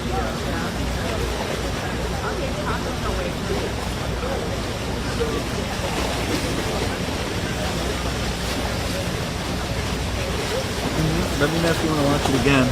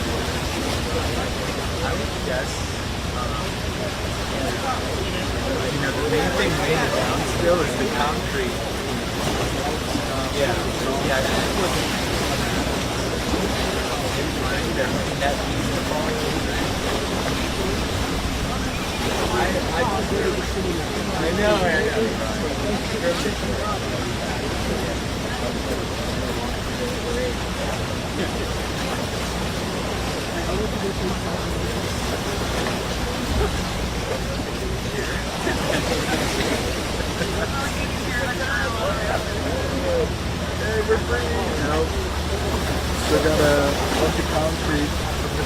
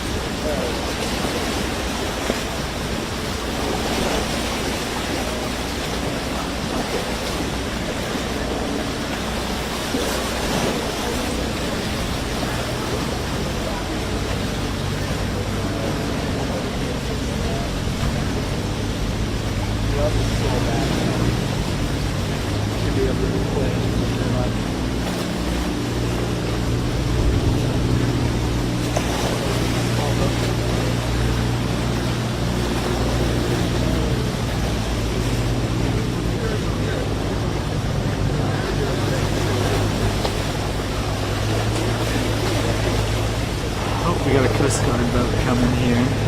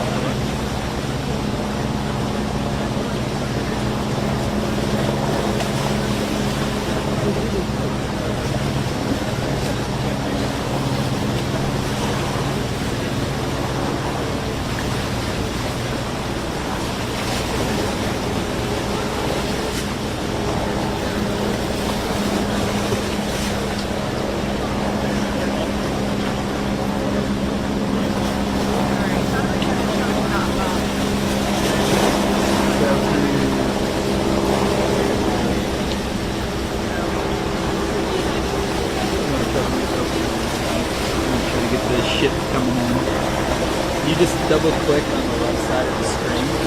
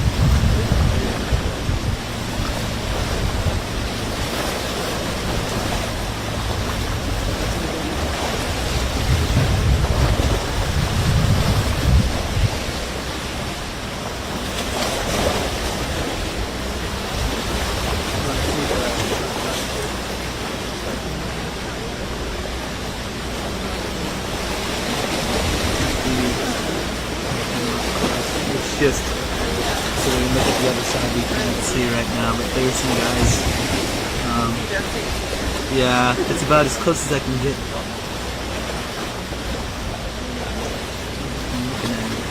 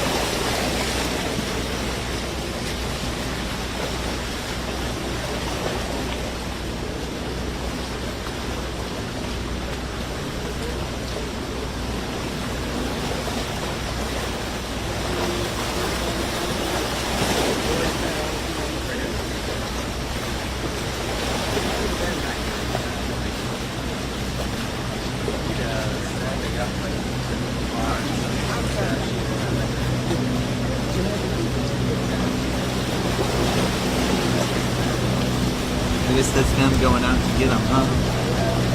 Yeah, it looks like it.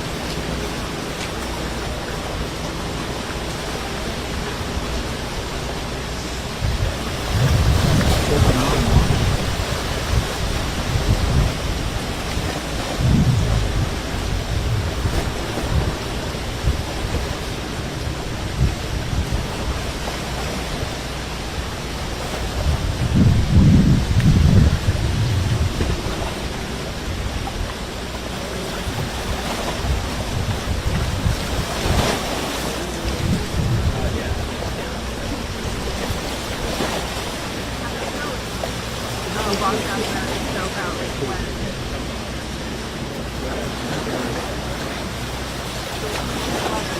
a lot of water maybe that's inside the ship.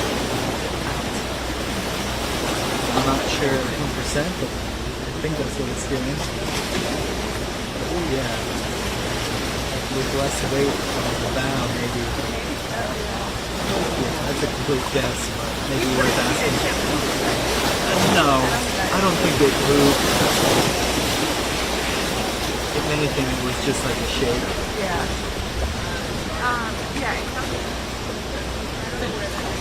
So the next one down there. Feel free to just keep your hope on it.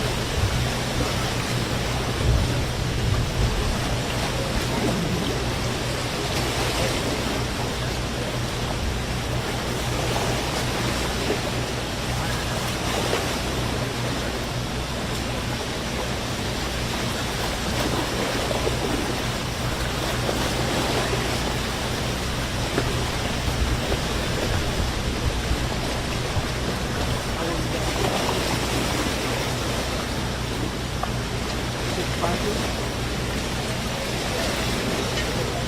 second bridge.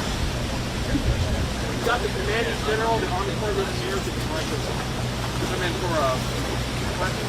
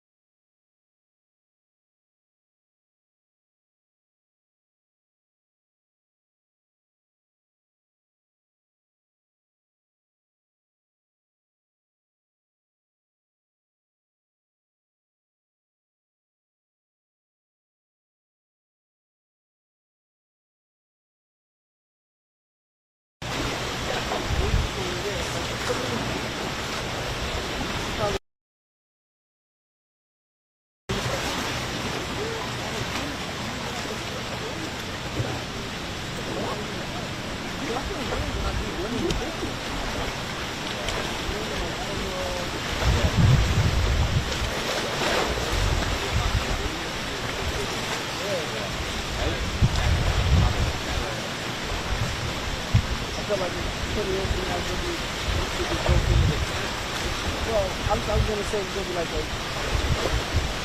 lot of cameramen with some type of issues in there.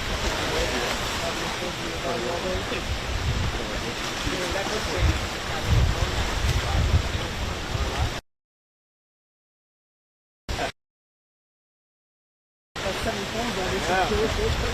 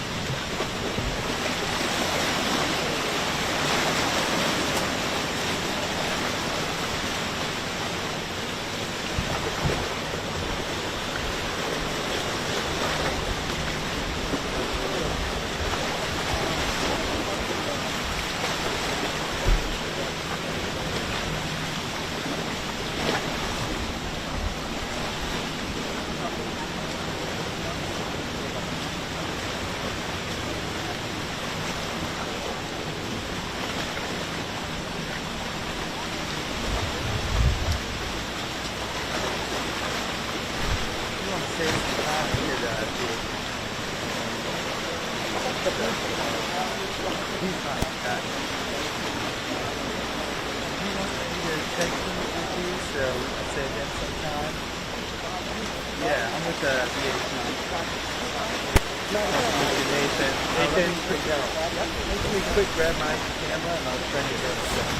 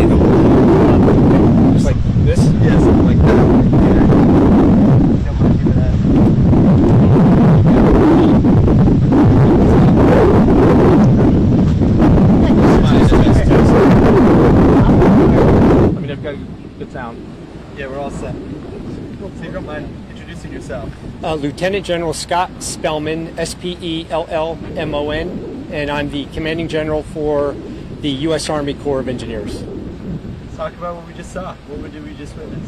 Yeah, Nathan, first I want to say our thoughts remain with the people of Baltimore and the state of Maryland who have been impacted by this terrible accident. We're in day 49, just finishing up week 7 in our response.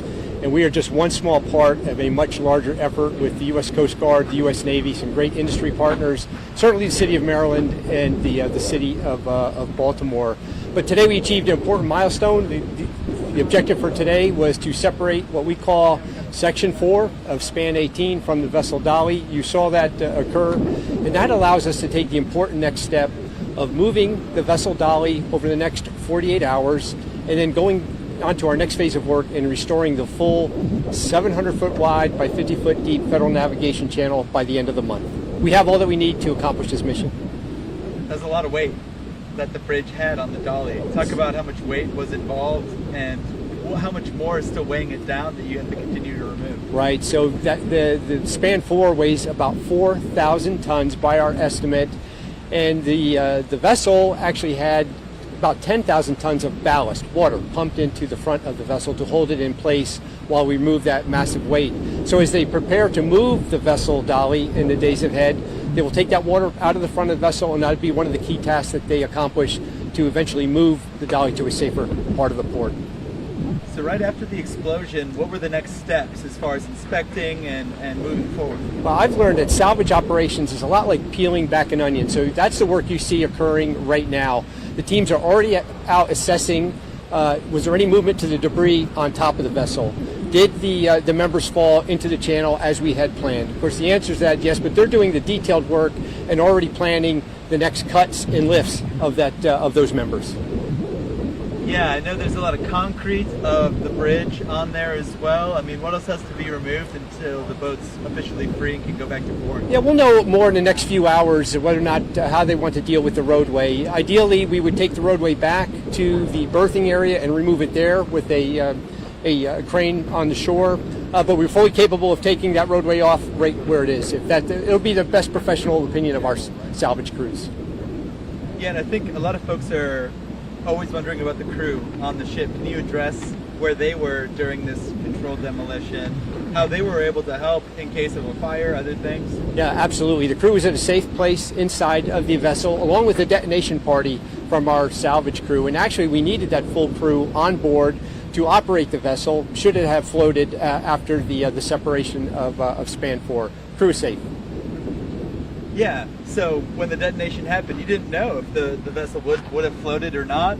Talk about some of the unknowns going in versus what occurred and how much of it was a success. I would tell you that it went off as planned. We did not expect the vessel to come rising quickly out of the water given the amount of ballast that is in front of the ship. I will tell you that today's operation went as planned. Yeah, and how big a sigh of relief is that after a couple weather delays, after not knowing if it was going to happen today even? Yeah, the most important part about this part of the operation and this entire operation is safety, right? This team has an incredible safety record, and that was sustained today during a very dangerous part of this operation. Yeah, I mean, this is a really windy area, and even despite some gusts, you guys are able to pull it off. That's right. There was no lightning or... They did a very complex task extremely safely today. Very proud of this team. Yeah, and it's just so simultaneous. All the explosions just went off. It was very controlled. How would you describe the visual of the actual detonation? And I know there's a certain phrase that it's precision cutting, is it called? We call it precision cutting of some very thick steel. But I would tell you that this went off as planned today. Anything else you'd like to add? No, thank you, and thank you for keeping the attention on this very important port for our nation. Thank you. Good job, guys. Appreciate it. Sorry about that. We got a few in the queue, so I want to make sure we get on. Thank you. That works.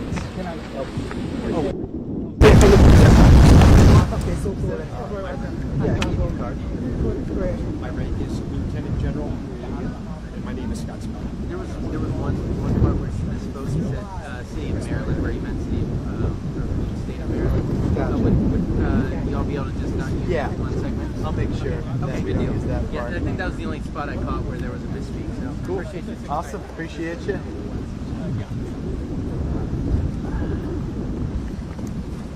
Thank you, sir. Yeah, thank you. That's nice.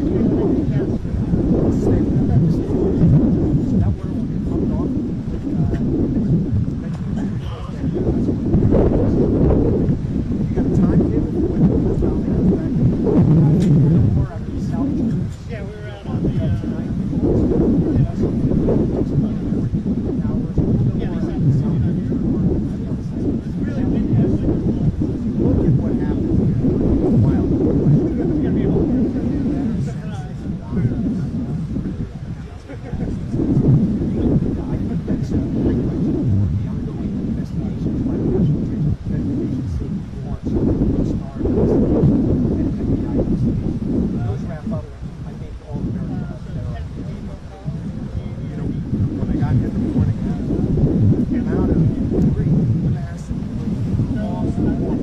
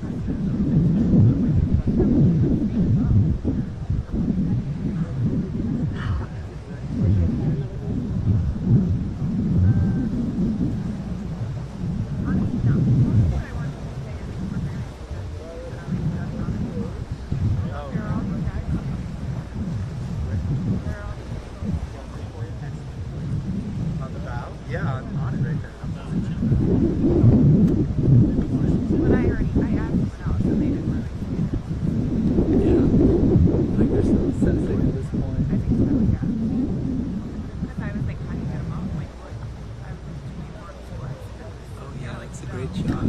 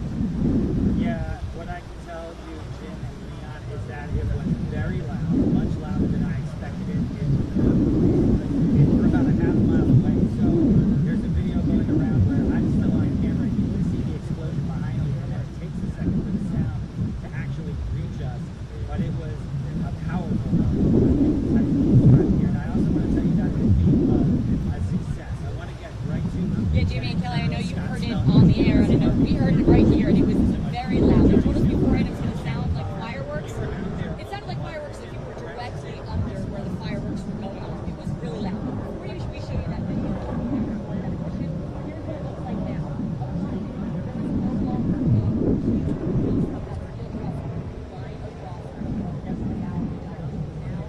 In the water, they are using sonar equipment to resurvey the riverbed and make sure that anything that's smelling from the river is lifted out of the river so that they can clear the channel once again to reopen it on a limited access basis for vessels to pass through. It was open as of this morning, they closed it, obviously for the demolition, but they should reopen it soon to get here tonight. Now what's next is the refloating of the dock. The first hotel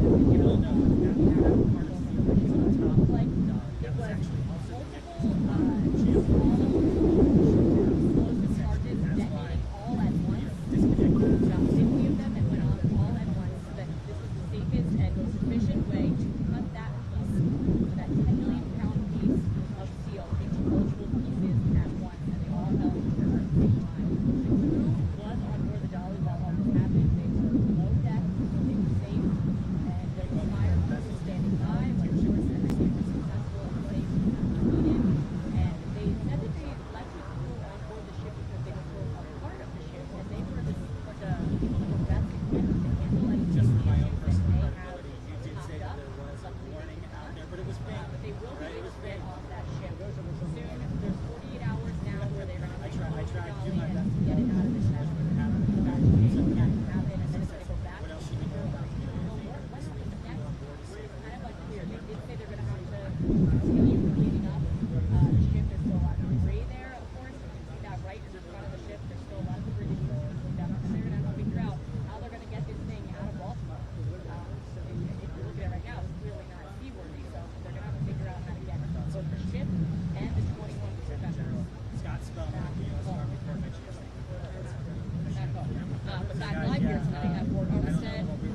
Big visual piece of the thought process here. So, you know, the last 7 weeks, we've seen individual pieces, a 100-ton piece there, a 300-ton piece there, but this is the biggest piece we have seen out of the water in one fell swoop. It is gone. So this is really, you know, for all of us watching the past 7 weeks of progress, this is the biggest milestone we've seen so far. Once the Dolly is out of there, this scene is going to be totally.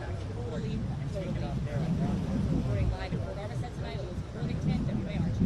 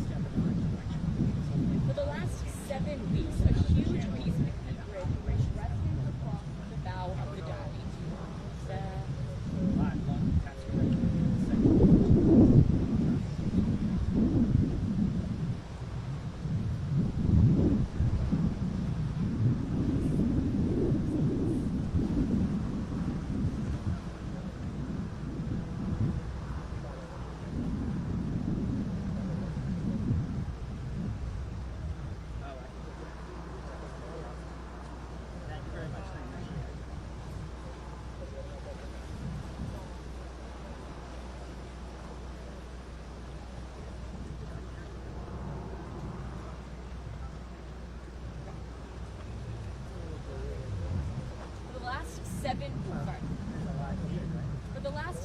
weeks, a huge piece of the key bridge has been lying across the bow of the dolly. After a controlled demolition, that piece was removed. It only took a matter of seconds.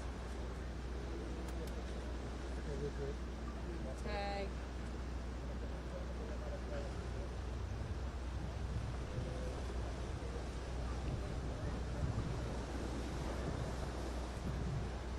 Officials with Unified Command say we can expect to see the dolly refloated and removed from the channel about 2 days from now. The limited access channel, which is now deep enough for most commercial vessels to travel through, will be reopened as soon as they resurvey the riverbed and clear out any wreckage from obstructing that channel. In Dundalk, so used to being in Dundalk.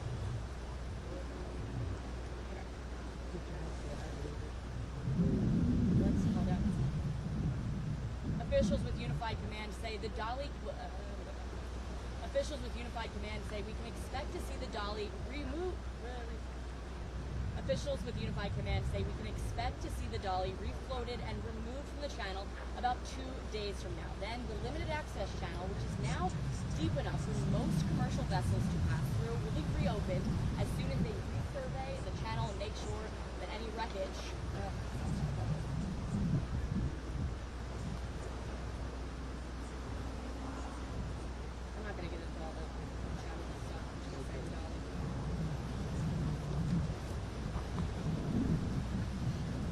Officials with Unified Command say we can expect to see the dolly refloated and removed from the channel about 2 days from now.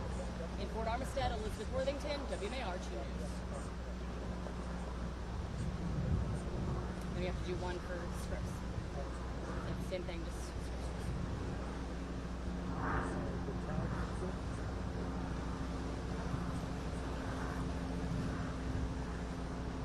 Officials with Unified Command say we can expect to see the ship refloated and removed from the channel about 2 days from now. In Port Armistead, Elizabeth Worthington, Scripps News.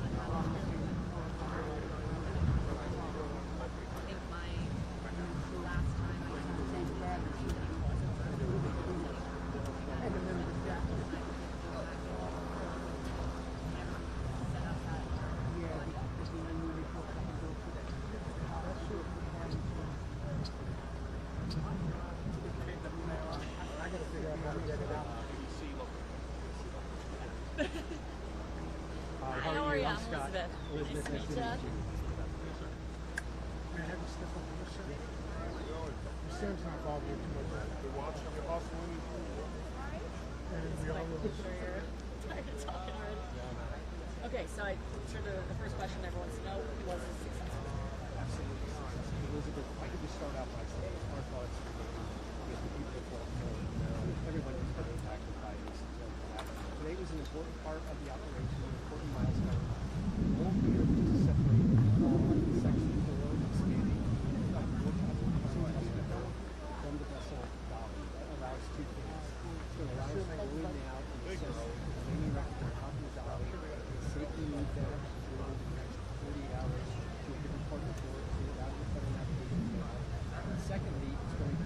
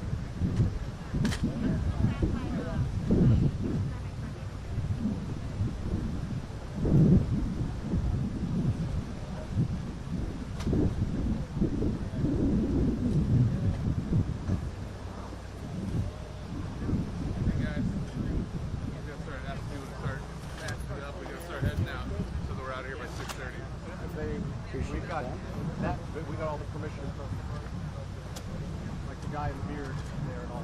We'll do 7 because we're the networks. We don't go live till 6:30. So, but he sent the guarantee from 7.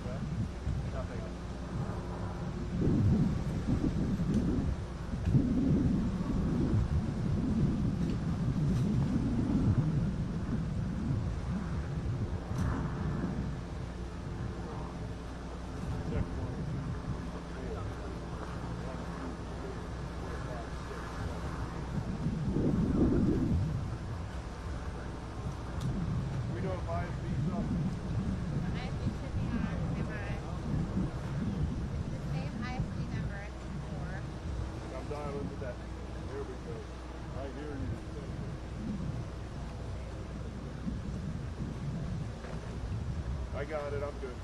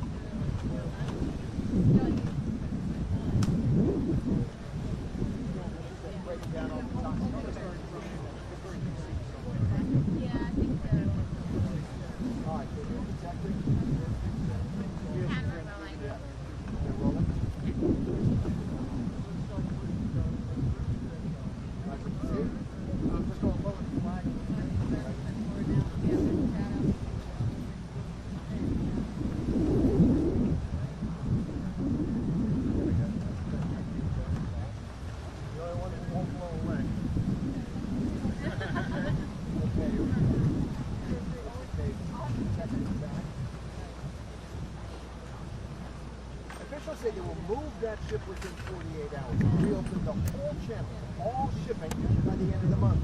And David, during this dangerous salvage operation, not a single word. Right. It's stuff like that. What? Weird. They're like, I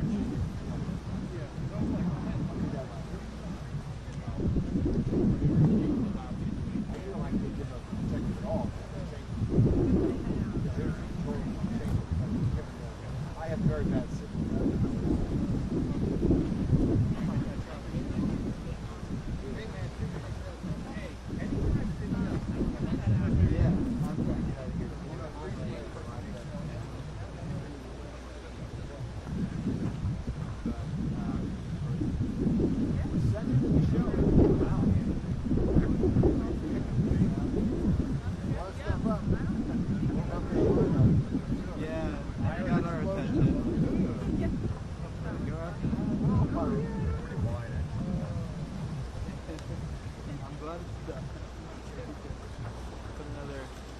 Feather in the cap. 1, 2, 3, 4, 5, 6. Like that? Right.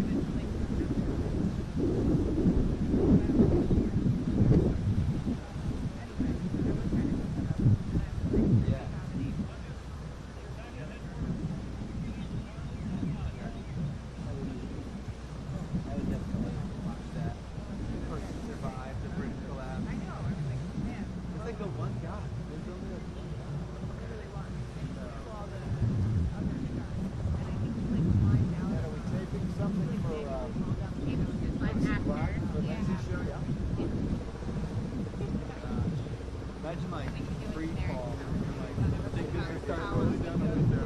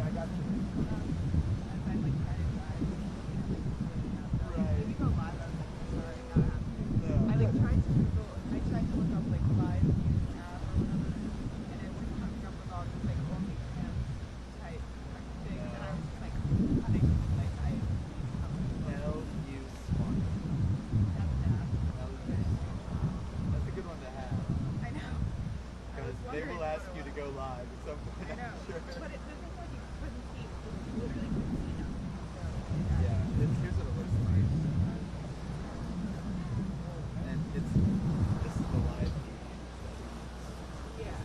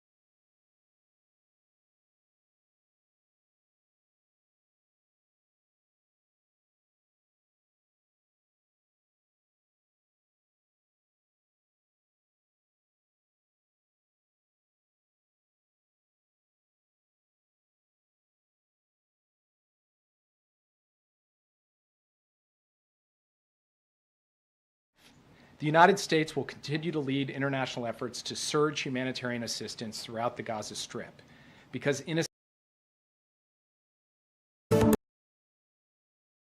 well.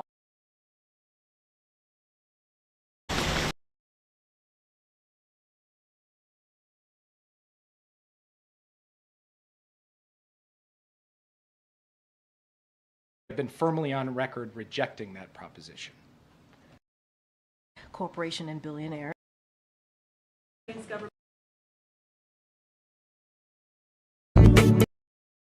Big Pharma.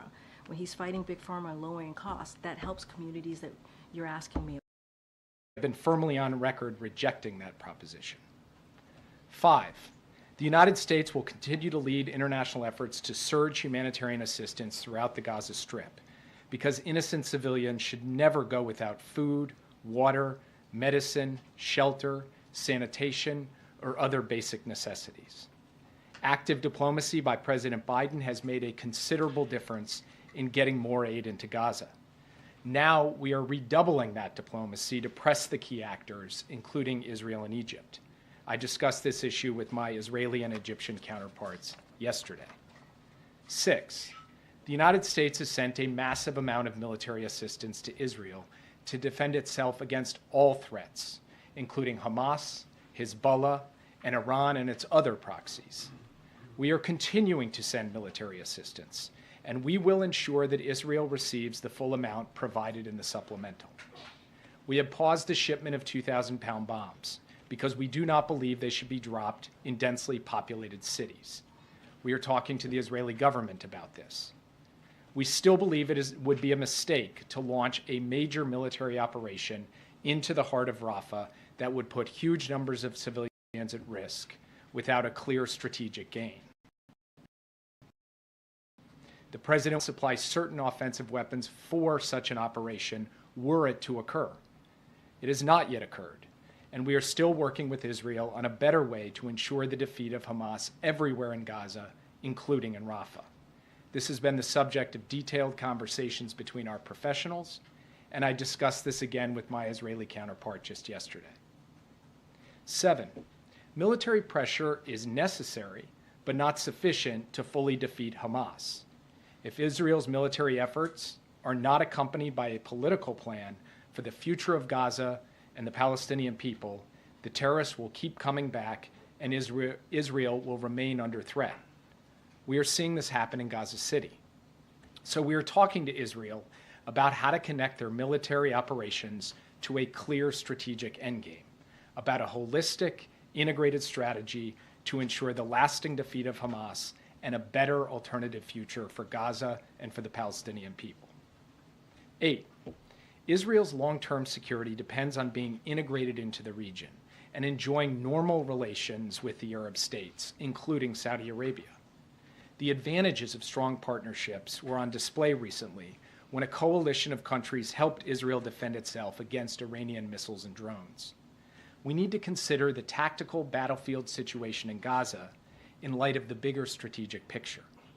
We should not miss a historic opportunity to achieve the vision of a secure Israel, flanked by strong regional partners, presenting a powerful front to deter aggression and uphold regional stability.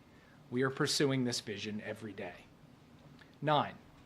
We are urgently and relentlessly working for a ceasefire and a hostage deal, starting with the first phase and building to an enduring calm. As the President said this weekend, there could be a ceasefire tomorrow if Hamas simply released women, wounded, and elderly hostages, all innocents. Israel put a forward-leaning proposal on the table for a ceasefire and hostage deal. The world should be calling on Hamas to come back to the table and accept a deal. The hostages include Americans and citizens from around the world. The President is determined to bring them safely back to their loved ones, and I met with the families of these American hostages again just this past Friday. They know how hard the President is working on this. 10. Iran and its proxies have tried to take advantage of the war in Gaza to